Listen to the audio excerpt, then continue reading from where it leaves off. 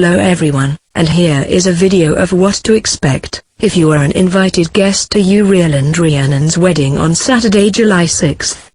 On this day you will be spending an hour at Barrier Lake, where they will be having their vow renewal. There will then be another hour, having an Alice in Wonderland Mad Hatter tea party, where some of you will get to be the Cheshire Cat, the Late Rabbit, and the Drunken Mouse. You will even get to keep your headbands and take them home. Then there will be another hour spent at Mount Lorette Ponds. There you can relax, and forget about city life for a while. Just let yourself go, and enjoy the view.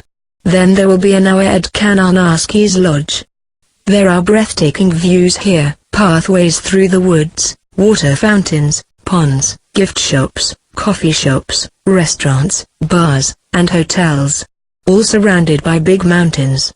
Then there will be an hour spent at our final destination, the upper and lower Kananaskis lakes. The views here are beyond words. They will take your breath away. These are the highest mountains in the area. The water is aquamarine due to it being glacial water. We all then head home and the bride and groom go out alone that evening for a romantic Italian dinner. The day starts around 9 a.m. and ends around 6 p.m. So be ready for a 9-hour day. It will be worth it for all, and so much fun and excitement. For Rhiannon and Uriel, the day starts at 4 a.m. Uriel has to get his bride into her corset. Then get her into her wedding dress. Then lace it all up one satin lace at a time until Rhiannon has a beautiful hourglass shape in her dress. Then he has to make sure her hair is in a halo, and braided with red leather down the back. Then he has to put on her tiara, her jeweled headpiece with glass bead tassels, her veil, her jeweled gloves that lace up her arms, her jeweled necklace and earrings, and her boots. He then has to do her makeup. Her nails would have already have been done the day before at a spa. And finally her bouquet and parasol to complete the look.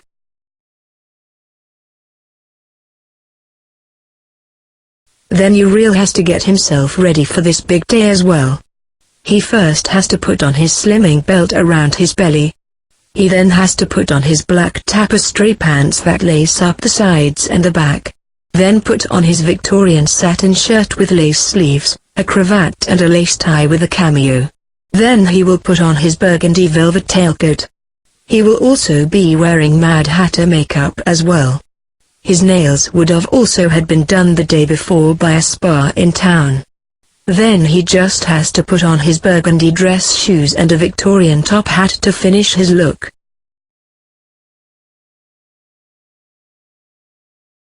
Once Rhiannon and Uriel pack up everything needed for the day, and get it ready to go, they will wait outside around 8 a.m. to 8:45 a.m. for guests to arrive at their apartment building.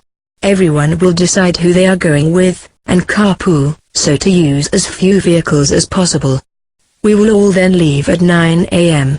If you are late, I'm sorry, but with our busy daily schedule, we do not have time to wait for you. You will have to somehow catch up on your own.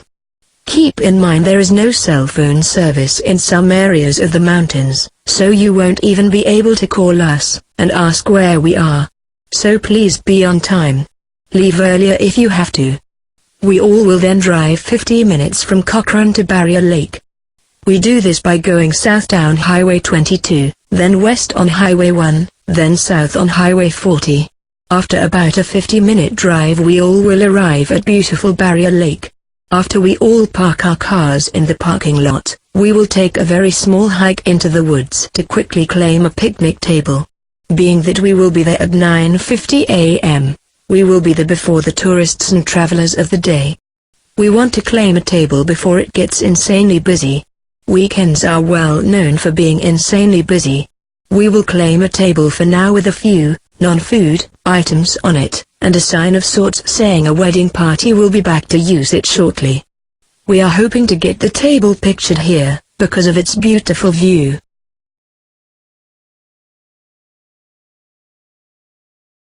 After we have all claimed a table, we will go back down the trail in the woods to the parking lot. We will then go down the boat launch, and head to the beach for the vow renewal ceremony. Here is where things will get interesting for our guests. Uriel and Rhiannon are now making a wedding video. So it may, or may not, take more than one take to get a scene right.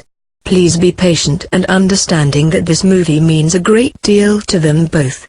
You all get to play a part in making a wedding movie. Keep in mind it is windy in the mountains, so speak loudly. At the same time, make sure you are not yelling.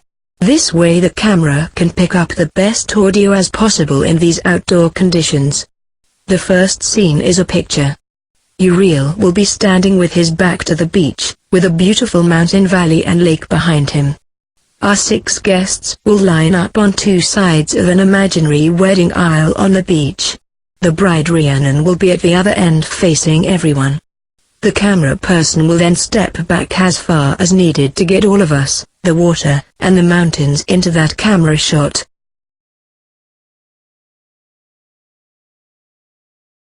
The next scene of Here Comes the Bride will be done in 2 parts.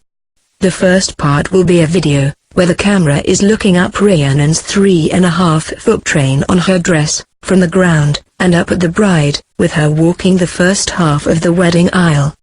The second part will be a video from behind the groom Uriel, where you can see the back of his shoulders and head.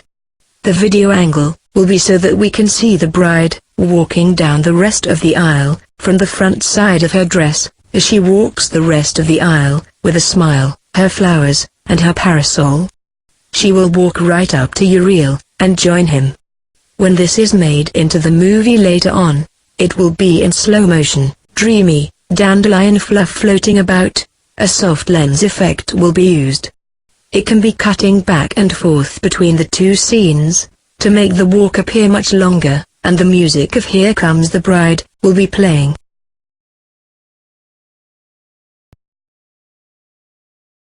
The next scene will be a video of the officiant talking a bit about the bride and groom, and how they have grown stronger over the last 14 years that they have been together. Then the next scene after that, the officiant will announce that the bride Rhiannon has written her own vows and will read them. Rhiannon will then hold Uriel's hand, and read Celtic vows she has written to her husband. Then there will be a new video filming her putting his rings onto his finger. The next scene will be the officiant announcing that the groom Uriel has written his own vows, and will read them. Uriel will then hold Rhiannon's hand, and read Celtic vows he has written to his wife. Then there will be a new video of him putting her rings onto her finger. Once the vows are done, a picture will be taken of the bride and groom's hands together over the bride's bouquet, to show off those sparkly diamond and aquamarine rings. It is to be a close-up of their hands, rings, and flowers only. The next scene after that will be a video where the officiant says you may now kiss the bride. The bride and groom will give each other a romantic meaningful kiss while the guests get noisy and cheer them on. Then there will be a video where the officiant announces I now give you Mr. and Mrs. Morningstar. The bride and groom are then filmed walking down the aisle away from the wedding. A romantic picture will then be taken of the bride and groom with the water and mountains in the background. Feel free to take your own photos if you wish, but just don't get in the way of the main camera person. A photo will then be taken of the bridal party. 2 pictures will be taken, so the first camera person can be in the second photo. Then everyone will head back up the trail to the parking lot. We will gather all the food and supplies from the vehicles. Then we all go up the forest path, back to the picnic area. It is such a nice view there, and we can really enjoy our party, as well as the scenery around us. Warning. Warning? Warning. This is bear country. So we must all stay together as a group. Whatever you do, do not wander off eating food by yourself. Also don't leave food unattended, or uncovered on the table unless someone is there. Make sure you stay together as a group, for bears hate crowds, and will stay far away. Please make sure all garbage is put into the locking sealed bins when our picnic is over. Thank you for understanding how important it is that everyone knows this. At the picnic, everyone will need to help set up. First, there are 2 tablecloths for the picnic table with 24 plastic clips to hold it down from blowing away. There is a place setting for all guests with dessert bowls, plates, napkins, cup saucers, and cutlery in the design of Alice in Wonderland. Someone needs to put together a cardboard 3-tiered centerpiece. From its packaging, place it in the middle of the table, and then fill all 3 tiers with macaroons and other treats. The east end of the table will be where the wedding cake will be placed. This is where the bride and groom will perform a cake-cutting ceremony, as well as where they will sit at the table. Then the rest of the food such as sandwiches, meat and cheese, nachos, fruit, vegetables, and refreshments can be placed anywhere else on the table.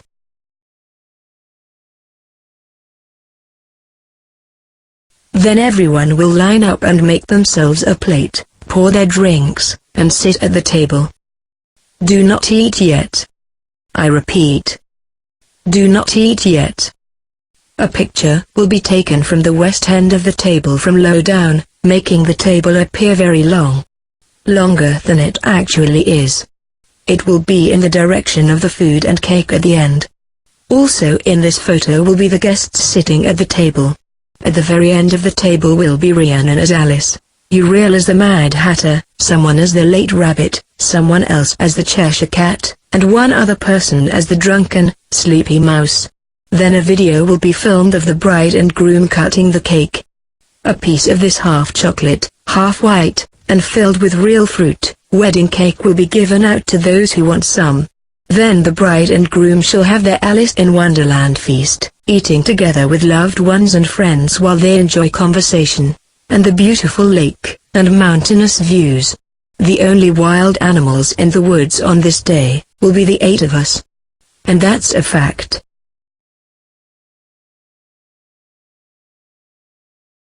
Uriel and Rhiannon thought this would be a perfect place to have their vow renewal wedding. Don't you agree?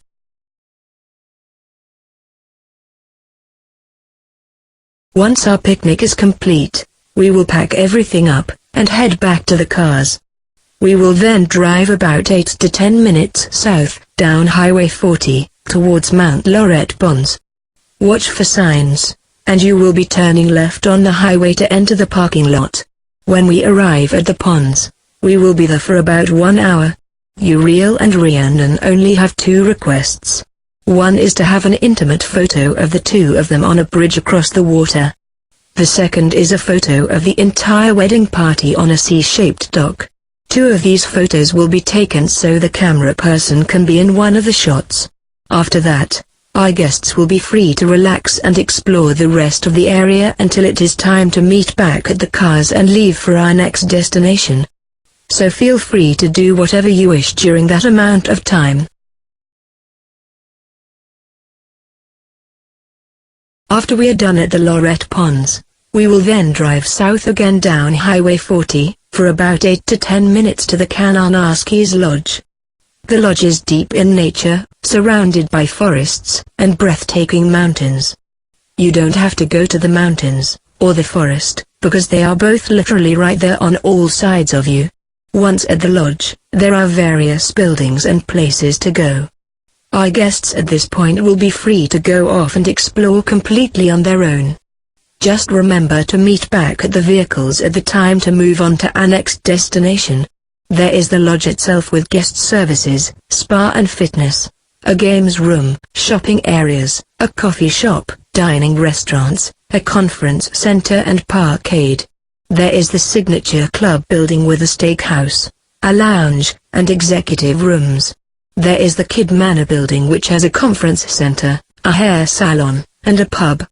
There is also the Info Village Center, with information, public bathrooms, a coffee shop, a souvenir shop, and a library. In the middle is a pond and a water fountain.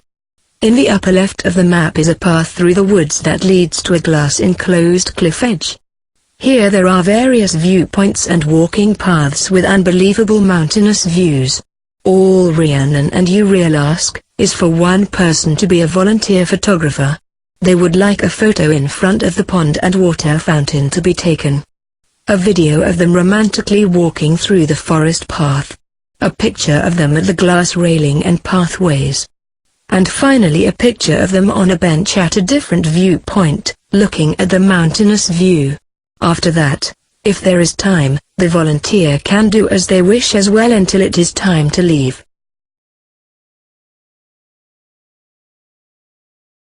Once we are done at the lodge, we all go back to our vehicles. We all then drive south on Highway 40 for about 1 hour deep into the mountains. We will eventually arrive at the North Interlake Stayus area. This is our final destination of the day. The lake on the left is the Upper Kananaskis Lake with Mount Jeffrey, the highest mountain in the Kananaskis area. On the right, looking over a cliff, is the Lower Kananaskis Lake, with the Mount Winter mountain ranges. As you can see in this video, it is a large area with breathtaking views. This place is famous for its aquamarine water from the glaciers on the mountain tops. When at this location, we will be at about 11,316 feet above sea level. Once we all park in the parking lot, our guests will be free to go out and explore on their own. Just please be back at our meetup time before we all head home. All Rhiannon and Uriel ask is for a volunteer to take a photo of them in front of the lower lake. Then a few photos along the pathways of the upper lake. Once this is done, you are free to wander around the area as you wish until the time at this location has ended. Once our day is done, we will all drive home. We will go north up Highway 40, until we get to Highway 1. Then we will take Highway 1 east until we get to Highway 22. Then we will take Highway 22 north until we are back home in Cochrane. Once we are back home at our apartment, we will say goodbye to all our guests for the day. Hugs for everyone, and anyone who wants one. After putting things away, the bride and groom will then go across the street for an intimate dinner alone at an Italian restaurant. It's called The Boot. They have great food here, and most is family recipes sent down to Hiona from her grandmother. As you can see for yourself, with wine and good food, Rhiannon and Uriel are in for quite a night.